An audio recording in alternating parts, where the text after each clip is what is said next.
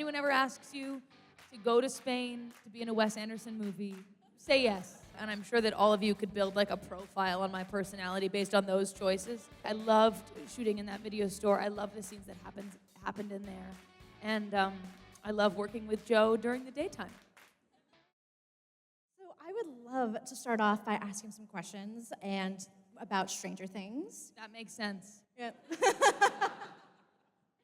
What has your experience been like being a part of that series?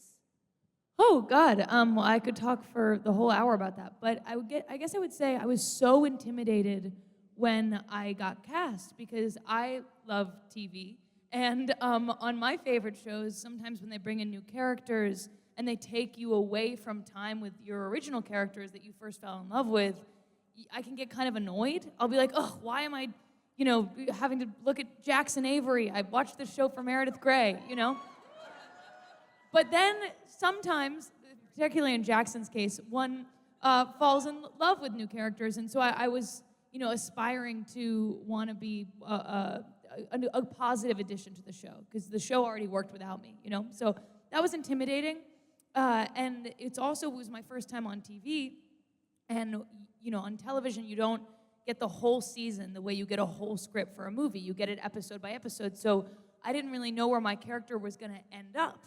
And normally, when I have a part, I'm like, okay, well, if I have to end here, then this moment needs to be like this, and then I'll build a secret in here, and I'll, so that the end feels really satisfying.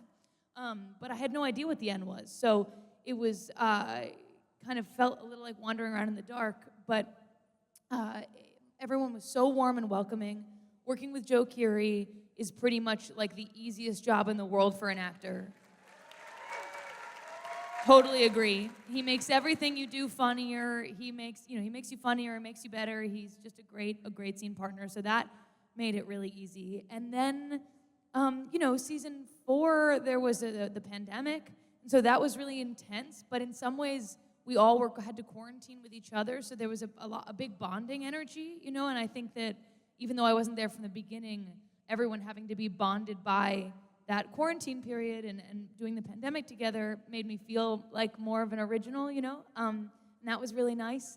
And now season 5, it's like we're seniors, and it's really, really fun and really sad, and it's awesome to be working on it now.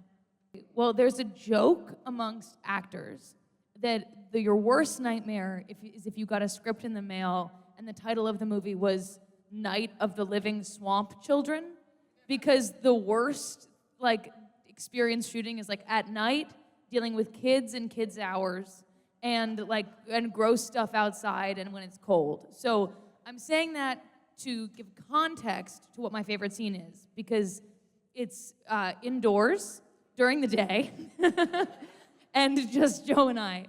But my favorite scene to film was Sorry, I didn't do a good job expressing myself. I've loved all the scenes, but this one was particularly also comfortable. We shot a oneer in the video store at the beginning of season 4, and it's kind of like Joe and I are weaving through the aisles of the DVDs and pulling out DVDs and talking to each other. And I love acting in one shot because it allows it to be more like a play almost. You have control of your whole performance. And so that was extremely fun because we had to be, right on target with our dialogue and playing off of each other and being funny. And then we kind of end up, leaned against this movie poster. And that was my favorite day. I loved shooting in that video store. I love the scenes that happened in there. And I love working with Joe during the daytime. When you read for Robin, did you have an idea of, because Robin's obviously very close in character with Steve, and that's who a lot of the scene work will be with. Did you know that this character would interact a lot with Steve, or was it just like, hey, there's this new character? I think that the reference that I got was Ali Sheedy from The Breakfast Club, and that she was kind of dour and sarcastic and almost a little bit goth. And that's what I did in my audition, and then it was with Steve, and then I got to do a chemistry read with Joe And that was when I was like, oh, well, now I like really want to do this. Because even in the audition, he just like helped me be better, you know? And when you're chemistry reading with another actor who already has the part, it can be really nerve-wracking. But he wasn't intimidating. He was just wonderful. And so that was awesome. And then the character, this is more than the question you asked, but then the character, I started to notice her changing and changing throughout the season and becoming a little bit less dour and a little bit less goth. And I realized, like, and I was like, guys, I'm really confused. Like, I remember the character description, and it seems like, I don't know, like, you're not writing her that way anymore. And they were like, yeah, well, now we know you. And so they really they really write their characters for their actors. And the more they learn about you as an actor, the more they set you up to succeed. And I think that that's a especially wonderful thing when you're working on television, because when you're doing a movie, if you have to like walk with a limp and do an accent and change your posture, that's great, and you can keep it up for a while. But it's nice that since I've been doing this show since I was 19 years old, that I get to play a character that's pretty much, I can show up on set like me, and I don't need to affect a huge energy shift in myself, you know? So I'm really glad that they write that way. If anyone ever asks you to go to Spain to be in a Wes Anderson movie, say yes. It was the best. It was still kind of edging on the end of the pandemic, so we all had to be kind of quarantined in the same hotel. And the set was like a golf cart ride away from the hotel. And everybody ate dinner together every night. I mean, you couldn't have dragged me out of there. I loved it so much. I actually wrapped the movie 3 times. Because every day I would wrap, I would be so disappointed. I'd be like, oh, God, I just want to be in more scenes. And in this hotel, there were these little balconies. And Wes would look over his little balcony. He would go, Maya, did you wrap today? And I would say, yeah, I did. I'm done. I'm leaving tomorrow. And he'd go, do you want to leave? And I would say, no. He'd say, do you have to leave? And I'd say, no. And he'd go, okay, give me 15 minutes. And he would go into his room and write me into another scene.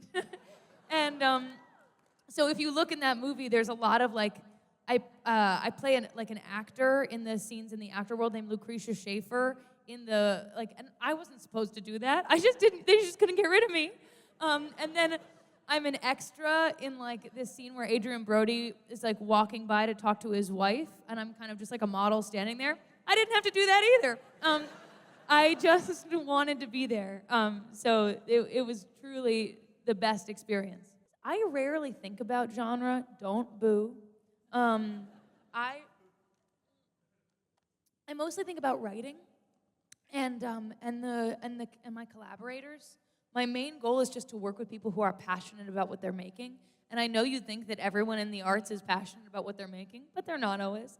And so like people who really care, like this project is my baby, is like what I want to hear a director say. You know, like this, I've been working on getting this movie made for ages, and like this is what it means to me. And if you say those things to me, I'll kind of do anything. I like to be a character in someone else's dream. And so it's important that it is their dream. So I don't really care about genre that much, just quality of writing and the joy of my collaborators. But I will say I would really like to do a romantic comedy. I think it's a dying genre. We need more romantic comedies for sure. Like, how many times can we all watch When Harry Met Sally? Like, we've seen it a lot of times, and I want a new one. And I feel like they don't make them that many, and they don't really seem to make them that well anymore either. So I really want to start a rom-com renaissance. So I really want that, and I don't know. That's one of my main goals, and then just my same old goals of great writing and great people. I mean, I'd love to do something in the fantasy world, also. That's actually I have some plans to do that, but yeah. Well, my favorite series is The Golden Compass. Golden Compass and the Wrinkle in Time series, they can kind of duke it out, and I'm sure that all of you could build like a profile on my personality based on those choices. But those are my favorite series. And okay, so I'm really dyslexic. I talk about it a lot. It's embarrassing. But so it took me a while to like read the books that everyone else was reading. Like I didn't really read Golden Compass and like Harry Potter until like late high school because I was kind of intimidated by the other kids who were reading it when I was younger and I couldn't read. So I still, all of these young adult books hold such a special place in my heart. Like I've read a lot of grown-up books, but if we're talking favorites, like Walk Two Moons by Sharon Creech is one of my favorite books. If you haven't read it, you should. And yeah, like the Mixed Up Files of Mrs. Basil E. Frankenweiler, Series of Unfortunate Events. Those are huge favorites of mine. But like I have read Moby Dick, but it doesn't really compete with Walk Two Moons, you know? Wes Anderson is known for having a super distinct style. How did that impact his directing, and did it change your process when preparing for Asteroid City? When I first arrived, I'd had about 1 day's notice that I was cast in this part. I think I was replacing somebody who dropped out. So I had 1 day's notice, and I got on a plane, and I flew there. And I was very nervous, very excited. And a lot of cast members came up to me and were telling me, I think trying to comfort me, being like, hey, just so you know, like, don't worry, it'll be fine. If he makes you do 100 takes, don't worry. He makes everyone do 100 takes, you know? And really try to be word perfect. Like, he's really a stickler. It's really intense. Like, don't feel like you're doing a bad job. He's, like, so intense.